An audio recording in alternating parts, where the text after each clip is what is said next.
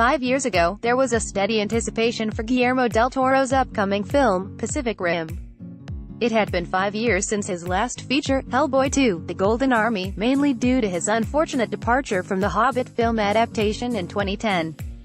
The first Pacific Rim ended up being a solid but flawed sci-fi fantasy adventure that largely succeeded due to del Toro's incredible imagination and direction. The sequel, Pacific Rim: Uprising, shows promise in its attempts at building on what del Toro started, but ultimately, those attempts fall flat. Pacific Rim: Uprising suffers due to a lack of the magic that was delivered by its creator's spark.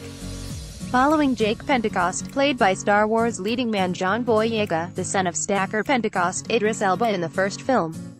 The Kaiju War has been over for 10 years, and Jake has left the Jaeger program to become a scavenger, which is a hired thief for more dangerous people. But when Jake finds himself fleeing from those who hired him, he finds himself confronting Amara Namani, newcomer Kaylee Spaney, another scavenger and a mechanic building her own Jaeger. The two get caught in the Jaeger trying to escape the authorities and are forced to join the current Jaeger program. The conflict of the film comes out of left field and expresses how lazy the sequel's contrived plot is. All the development for the so-called bad guy behind the scenes really calling the shots was done in the first film, and is followed up here in the briefest setup scene. With the seal in the Pacific Rim closed since the first movie, there needs to be a human threat as the antagonist.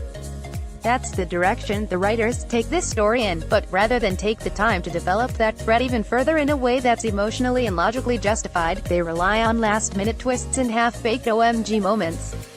This would be disappointing in any movie, but it is more frustrating here when the elements of the first film created enough promising material to work with, resulting in nothing more than a missed opportunity.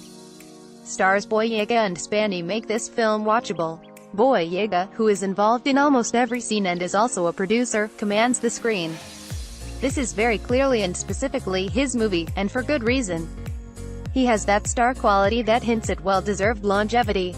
While this film has a lot of flaws, his energy and passion for this project is evident through his magnetic performance. The same goes for Spaney, who holds her own with Boyega and creates a spunky kid bursting at the gate for an opportunity to prove herself. Quite often I found myself more interested in her character's progression over Boyega's, and that speaks to the strength of her work in her first feature-length film. The most exciting parts of the movie though come when the actors are in the pilot's chair driving one of the big Jaeger suits into battle.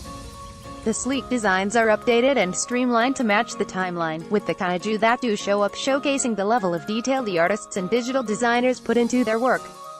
Del Toro did serve as a producer for this film too, and even though he had left the director's chair behind, his fingerprints are all over the Jaeger and kaiju designs. It is a welcome sight when the film eventually makes it to the highlight fight scene teased in the trailers. But even that scene plays as a wasted opportunity.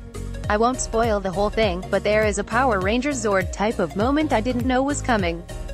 It was exciting for a second, but it's then rushed through and ultimately inconsequential. One wonders what del Toro would have done with this picture had he been the director, and that tells the whole story of Pacific Rim: Uprising.